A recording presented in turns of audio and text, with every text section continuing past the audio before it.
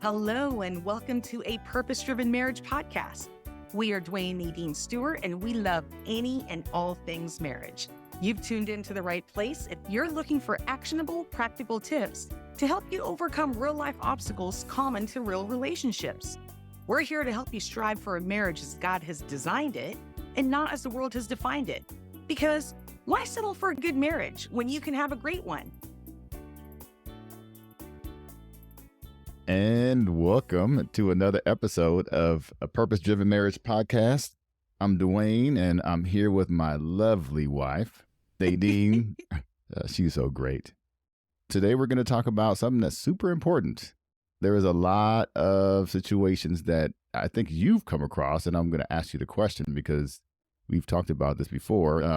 What are some of the bigger challenges that people deal with when they come to you and they have challenges?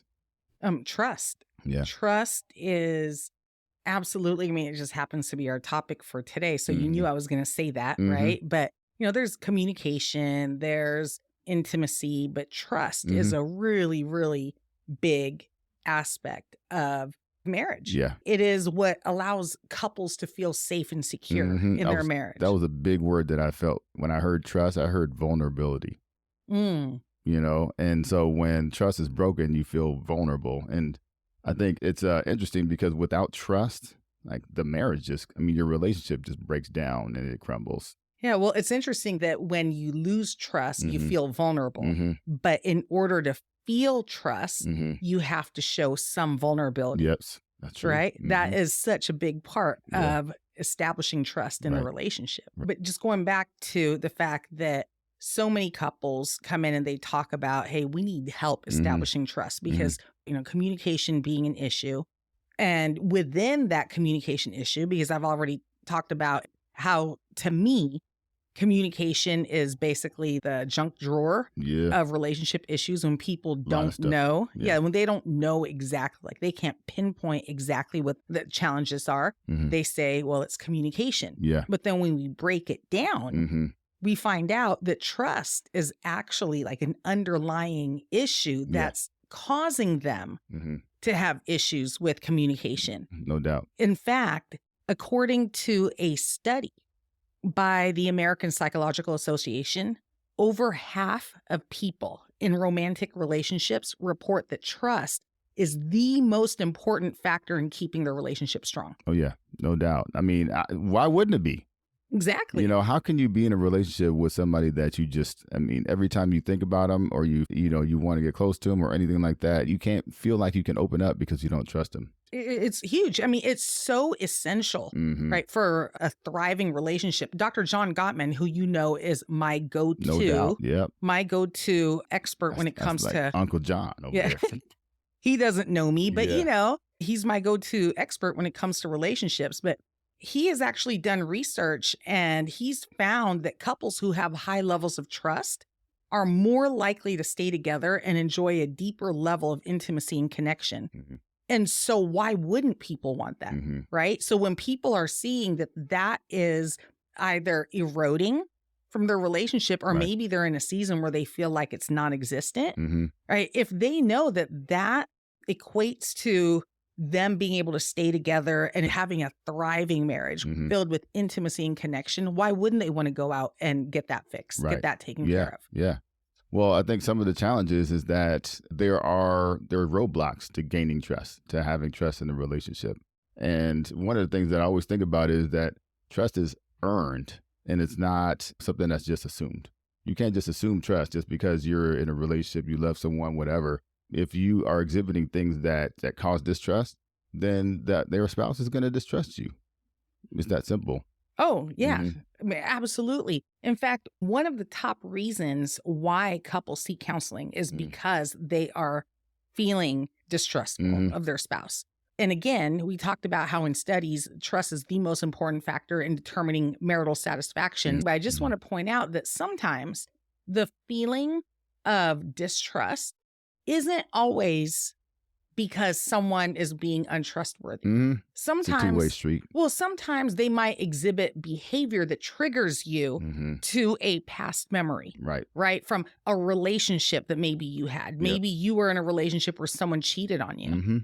And as they were cheating on you, there are certain behaviors they were engaging in that maybe wasn't what led to the cheating Mm-hmm. or wasn't even a part of the cheating, but you saw it happening continuously. So Right. it has become a trigger for you, Mm-hmm. right, in your marriage because you saw it happen earlier in your life. Right. Maybe you saw, your families of origin doing things that were untrustworthy. Maybe you thought that your father would always be there, but somehow, like, he walked out, he left, he Mm-hmm. abandoned you. Mm-hmm. And so then you have that feeling of insecurity in your own relationship where you feel like if you don't do everything perfectly, if you don't show up, if you don't do what you perceive your spouse needing you to do, Mm-hmm. that they might just walk up and leave. Right. And so So, sometimes, yeah. I guess what I'm saying is Mhm. sometimes distrust Mm-hmm.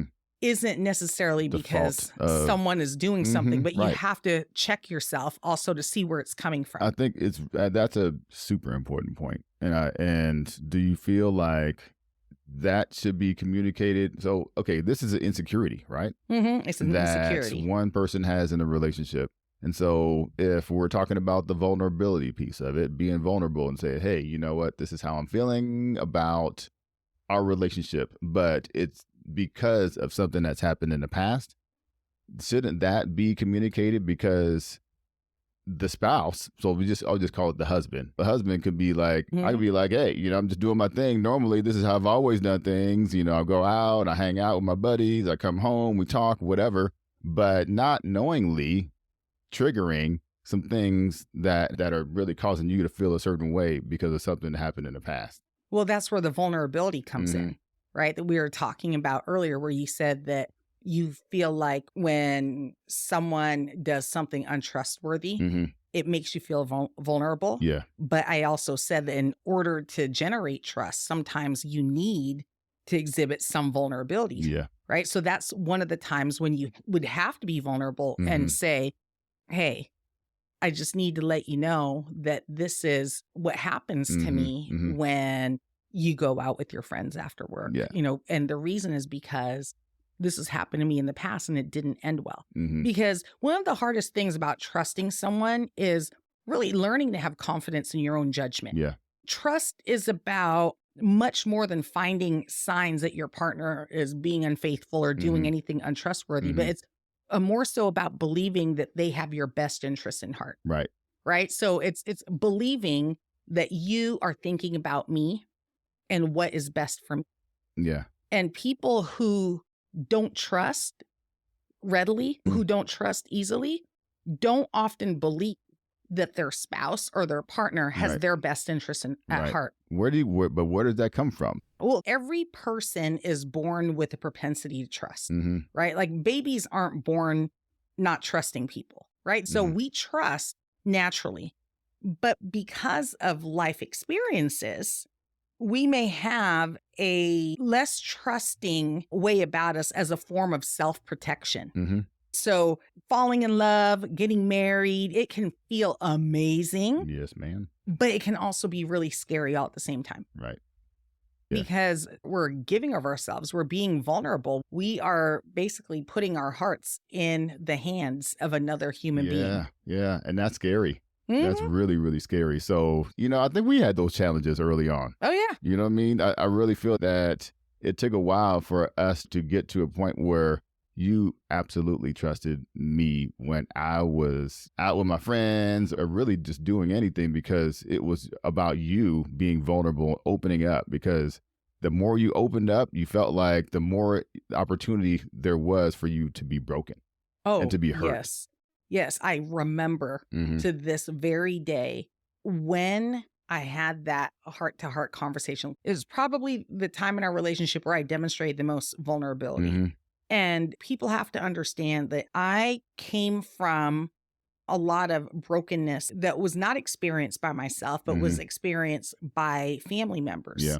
And so I was taught that when I finally decide to settle down with someone, that he will have to earn my trust, Mhm. that people are guilty until they are proven innocent. So Duane had to work really, really hard to prove to me that he was there to stay. He had my best interests in mind and he wasn't going to hurt me.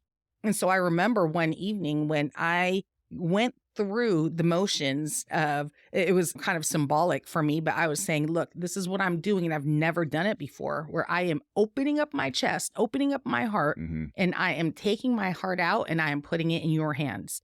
You now have the ability that nobody else on the planet has to absolutely destroy me. It was a symbolic gesture for me to basically say, I am now handing this over. I am trusting you to care for my heart with your life. So what was it that caused you to make that decision? Because that wasn't like week number 2 in our relationship, right? I mean, that was probably year 2 in our relationship.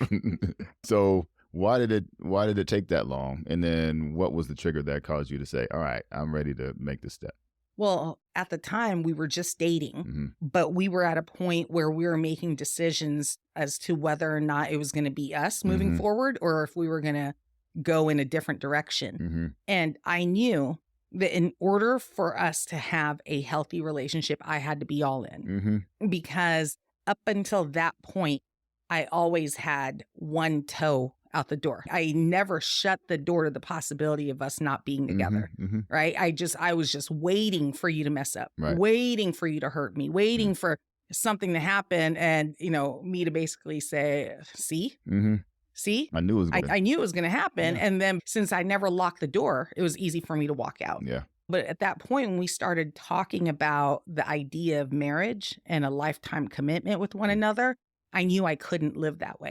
And so I had to make a decision. I really had to pray and just trust that God brought you into my life for a reason. And I had to go through that symbolic moment of handing over my heart to you. And I never have taken it back. Yeah. Right. And that was almost 30 years ago. Yeah. Because I knew that I had to be all in. Right. Even with something I guarded my entire life. You know what that does too? What does that do? As a man, as the boyfriend at this time in the relationship, now you have a different mindset. It's like, okay, we're not playing anymore. You know what I mean? This is not games. The woman that I love now at this point is telling me that she's all in and her heart is really in my hands and my actions will determine how I take care of that heart. If I do things that are irrational and not really thoughtful at all, and I'm not loving her in the right way, I could absolutely crush her. And that could really damage our relationship in a really bad way. But knowing that you're now open and you've given yourself up and said, hey, I'm yours. So what are you going to do with it? Now I have to be really delicate, right? I have to be loving and I have to really be thoughtful about, okay, all the things that I'm doing, not just to you, but when I'm out, not necessarily right in front of you, but all the things that a young person, an immature person would be thinking about. It's like, okay, I'm not thinking about myself anymore. I'm thinking about me, but I'm also thinking about how that will affect you. And that was an important piece to think about. And, we share this story because it's our story, it's our journey. But the fact of the matter is there's a lot of people that struggle with trust. And to be completely transparent, like even after that point, even when you were living your life as a godly man, even when I had turned over my heart to you, I still had my own issues I had to deal with, right? Because it was a daily decision that I had to make to trust you. And what that also meant for you was that your actions needed to align with what I would perceive or what I would see as being trustworthy. And so right now, a lot of couples... I had to learn that. Yeah. Where'd you learn that from? Well, I had to learn that from you. I mean, so what are the things that you feel are trustworthy behaviors?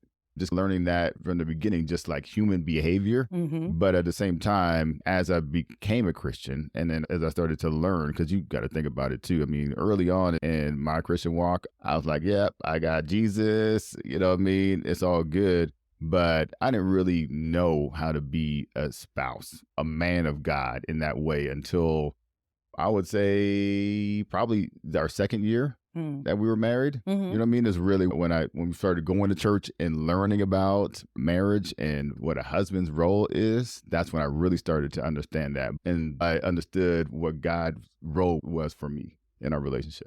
Yeah, well, let's talk about what our audience can take for themselves, because we started off as having trust issues, mainly because of me and my trust issues that I had to deal with. But how do we help our audience, our listeners, to overcome these trust issues? So we talked about how if you don't want your spouse to not trust you, don't engage in untrustworthy behavior. That's right. Don't be secretive. Don't create an environment of distrust. I mean, it is very, very simple. When you say you're going to do something, you do it and you follow through with it. If you're going to go out or if you're going to do something and you feel like maybe you shouldn't tell your wife, then you probably shouldn't do that thing. You know what I mean? Either you're going to be open and honest about all the things that you do and just be an open book, or there's going to be trust issues because of that fact. Yeah, but it makes sense why there would be, right? Because in a marriage, there shouldn't be any secrets. Right. Like the only secret you are allowed to keep from your spouse is if you are throwing him or her a surprise party. That's right. Like that's really the only secret. Anniversaries, birthdays. Yeah, there are no secrets that should ever exist between you and your spouse. Once you said, I do, they became the one. Right. And you became one. Yeah. You should not be keeping secrets from one another. And so if there is a habit of secrets being kept, even just the little stuff, right? Even just the little stuff, that will wear away at the trust. Like even we talked about social media, cell phones, all those different things. It seems like a really simple, easy thing, but we should be able to say everything that I do on this electronic device is yours. Like I'll leave it on the table and not even think about it twice, right? But if you leave your phone on the table and you're like, you turn it over and you're like, hey, don't touch it. Yeah, if your heart suddenly races because I say, hey, can I look something up on your phone? Well, what you looking at? What you looking at? No. Don't look at that real quick. Let me, whatever, right? Yeah, you guys should know each other's passwords. You should know how to access each other's devices, even bank accounts, right? What you guys are spending money on, those types of things, because sometimes trust issues could be financially related. Definitely. Dr. Gottman, again, going back to him, he actually talks about how it's the small moments of connection that build trust in the relationship, because it allows you to feel safe and to truly believe that your partner will show up for you. Right. And so if they can't rely on you to show up in the small moments or for the small things, how can you expect they can't trust them in the big things either. Yeah, to show up for the big things. So that's one thing. It's don't do anything that can be perceived as untrustworthy.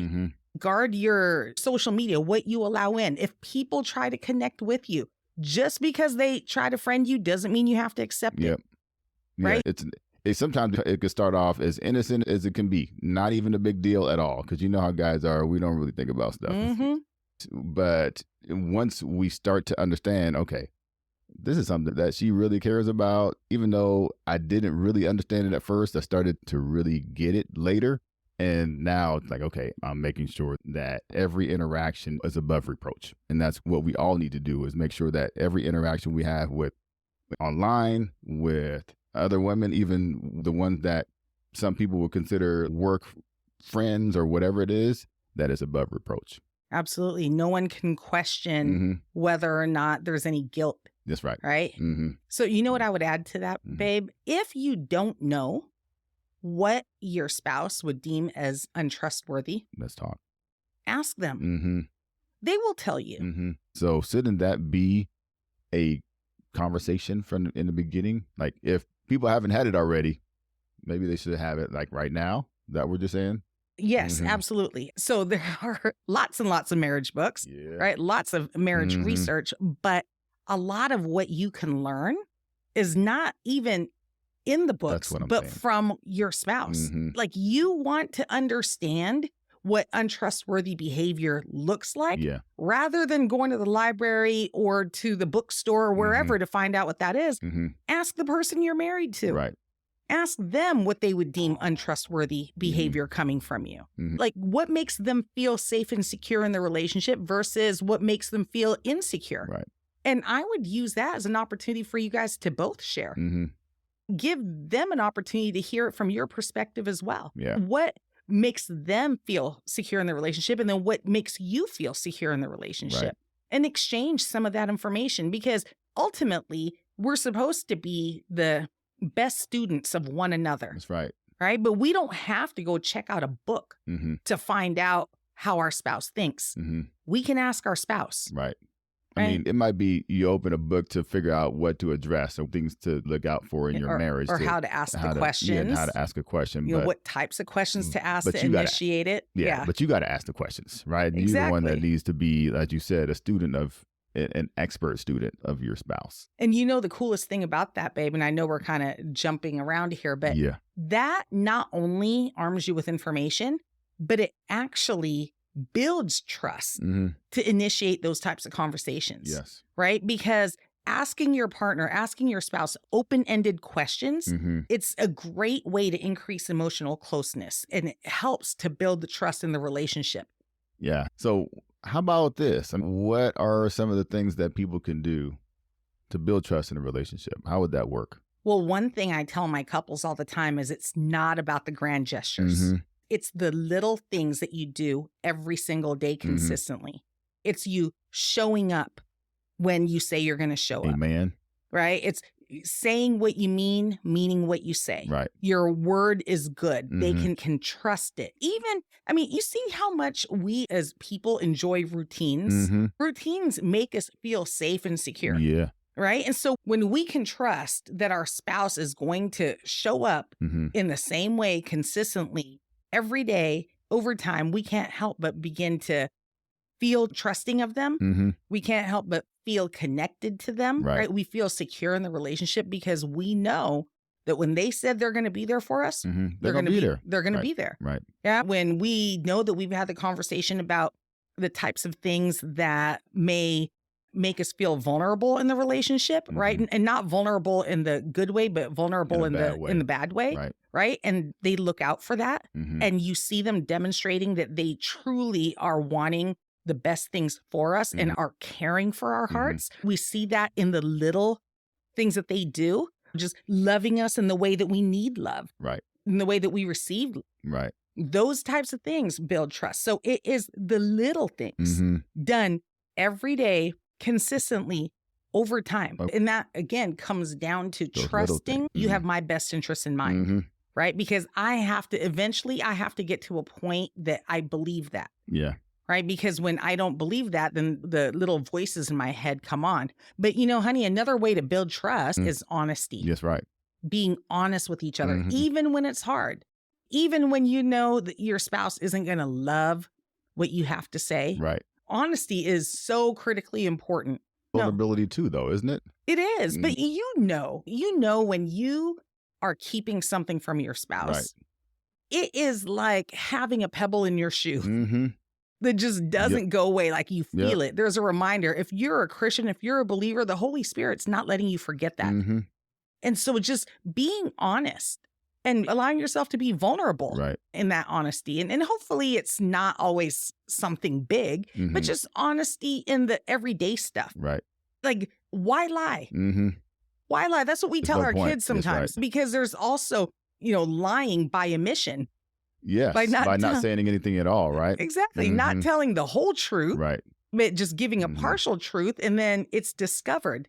That's dishonesty. Yeah. And so if you want to build trust, allow your wife to feel completely secure that everything that comes out of your mouth is not just the truth, but it's the whole truth. Right. Yeah. So being honest and accountable for what you say and your actions. Absolutely. What about forgiveness? What about once you have created an environment or there was a lie or whatever it was, right? So now you have to build that trust back. What about the forgiveness piece of it? Not just forgiveness, but apologies. I mean, I guess it starts there. So you have to apologize. Well, trust is built in the follow through and not in the promises.